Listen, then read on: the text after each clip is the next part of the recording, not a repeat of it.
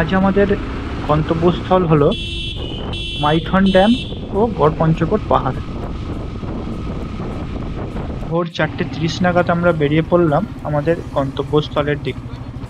যেহেতু আমাদের এবারে ডিস্টেন্স ছিল 290 কিলোমিটারের মতো, তাই আমরা যতটা পেরেছি সকালে বেরিয়ে পড়েছি।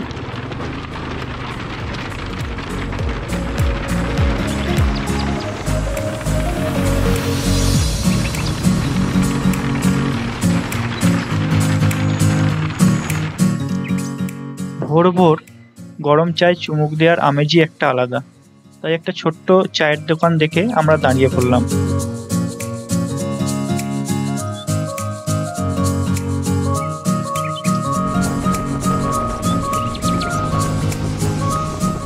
সময় এখন 5:30, আমরা 30 কিলোমিটারের মতো অতিক্রম করেছি।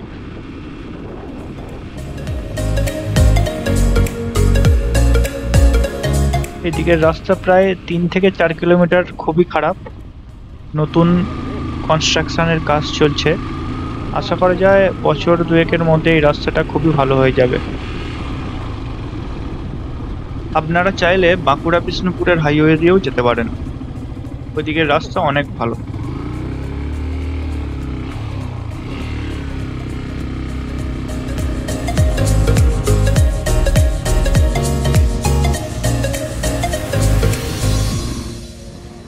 সকালটা দারুণ লাগছে। ওই জন্য অনেকক্ষণ থেকে জায়গা খুঁজছি যে একটা ভালো জায়গা পেলে দাঁড়াবো। নামছি একবার। নাও নাও নাও।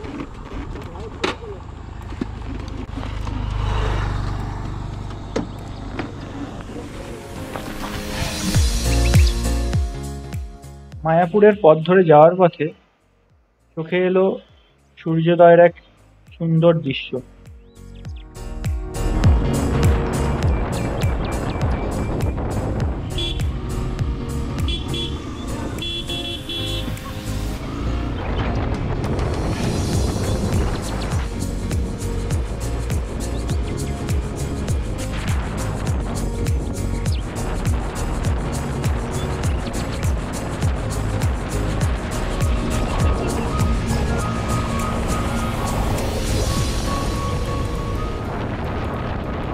এখন সময় 7:40। আমরা এই ব্রিজটা যে ক্রস করছি, এই ব্রিজটার নাম কিষান সেতু বা সদরঘাট ব্রিজ নামে পরিচিত এটি।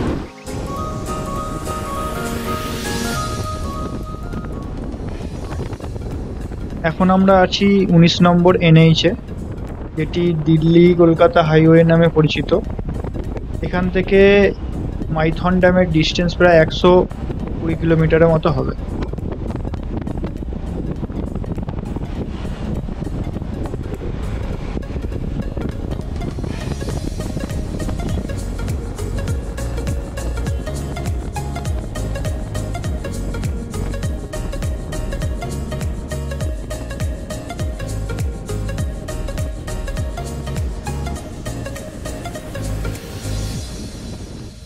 সময় এখন সকাল 10:10।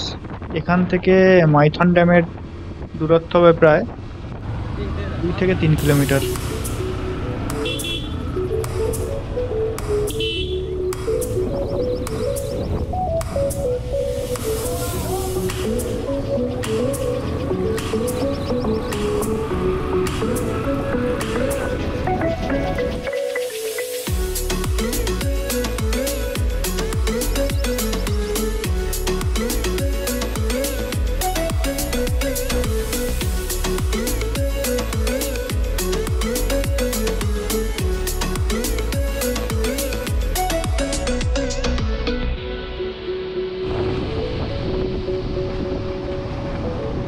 অবশেষে আমরা আমাদের গন্তব্যস্থলে পৌঁছে গেছি।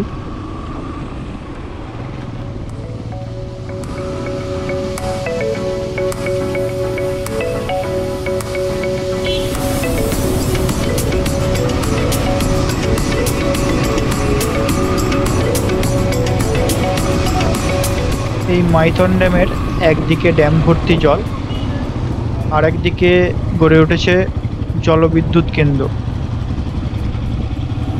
এই বাঁধের ওপর একটা রেস্ট্রিকশন আছে, এখানে বেশিক্ষণ দাঁড়িয়ে কোনো ফটোগ্রাফি করা যাবে না।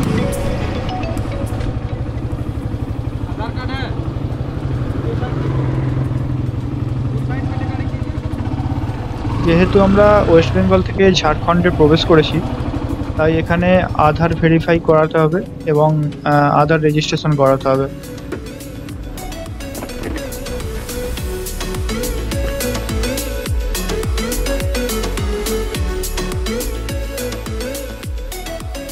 মাইথনের বোটিং ঘাট মাইথন ড্যামকে আরও যেন আকর্ষণীয় করে তুলেছে। এখানে বোটিং করার জন্য প্রত্যেকের মাথাপিছু 100 টাকা করে নেওয়া হয়। আমরা 7 জন ছিলাম, তাই আমাদের 700 টাকা বেয়ার করতে হয়েছে।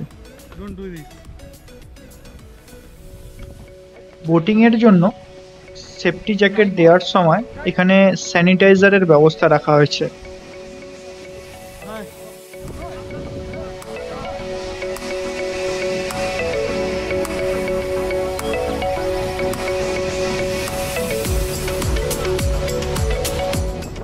উনিশশো 42 সালে দ্বিতীয় বিশ্বযুদ্ধ চলাকালীন দামোদর উপত্যকায় একটি বন্যার দেখা দেয়, যেটি কলকাতা শহরকে প্রায় 10 সপ্তাহের জন্য অন্যান্য জেলা থেকে বিচ্ছিন্ন করে রেখেছিল। যার ফলে 1945 সালে গভর্নমেন্ট ঠিক করে যে এই অঞ্চলে 3টি বাঁধ নির্মাণ করবে।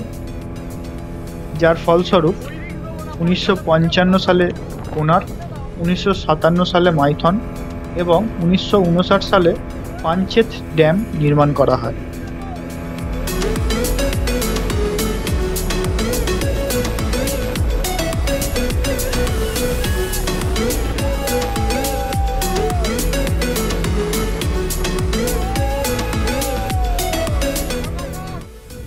ড্যামের মধ্যেই ছোট ছোট দ্বীপগুলি যেন ড্যামকে আরো সৌন্দর্যময় করে তুলেছে।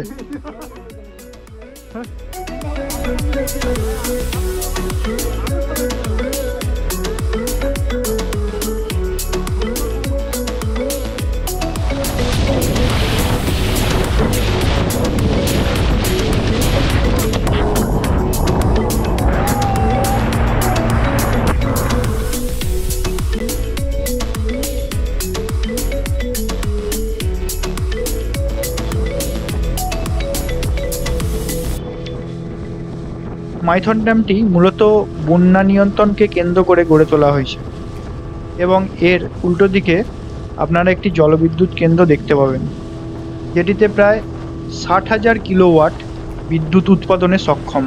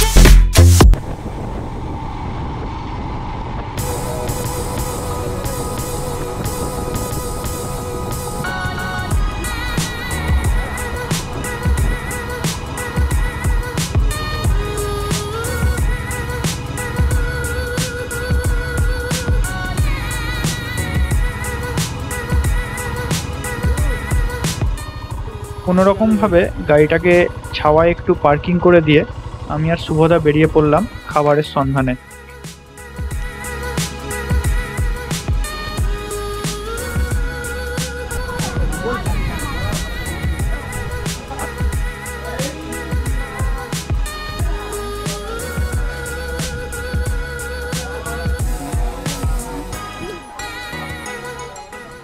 কাগজের তৈরি মুখোশগুলির মাধ্যমে এখনো কুটির শিল্পের সুন্দর পরিচয় পাওয়া যায়।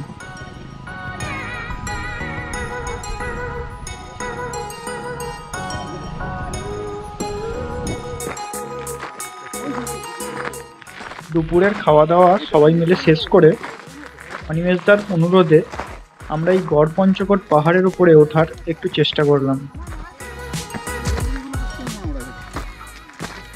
বেশ কিছুটা ওঠার পর ওঠার মতো আর ইচ্ছে শক্তিটুকু রইল না আমাদের।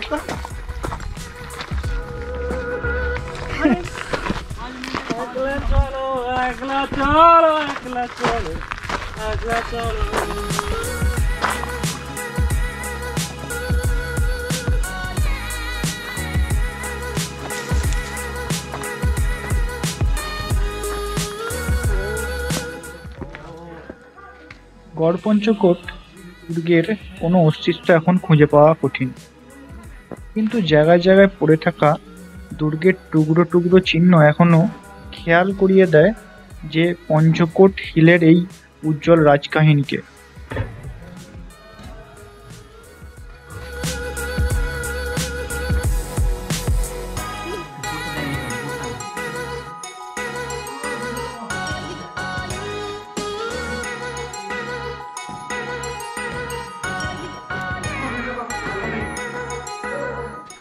উপরে উঠে এসে আমরা কিছু না দেখেই প্রায় নিচে নামার জন্য প্রস্তুত ছিলাম, কিন্তু হঠাৎ করে এই ভদ্রমহিলা আমাদেরকে ডেকে এই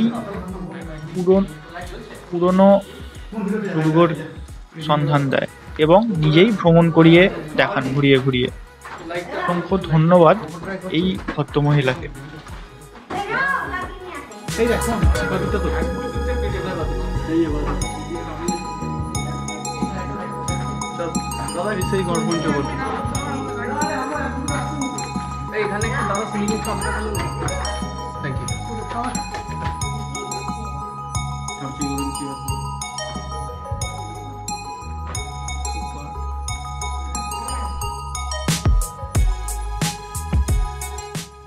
বেশ কিছুটা এরিয়া জুড়ে জায়গায় জায়গায় ক্ষতস্থ এই দুর্গের সন্ধান মেলে।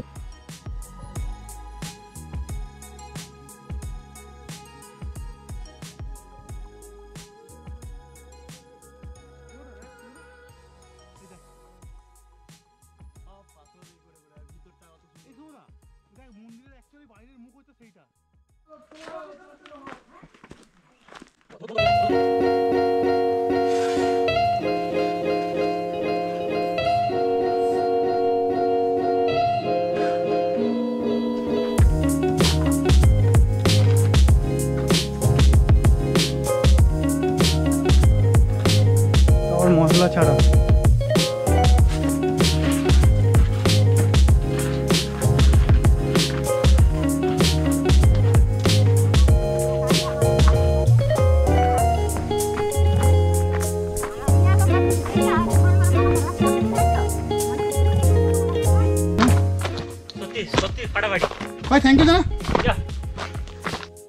থ্যাংক ইউ অনিমেষ দা, এই সুন্দর অ্যাডভেঞ্চারটা আমাদের এই ট্যুরের মধ্যে অ্যাড করার জন্য।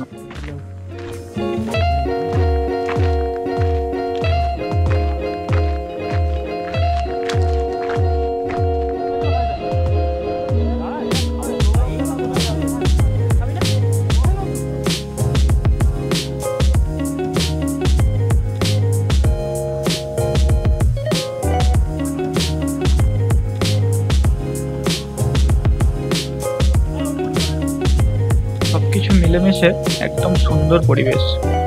আপনারা আসলে অবশ্যই ওপরে পাহাড়টা ভিজিট করবেন।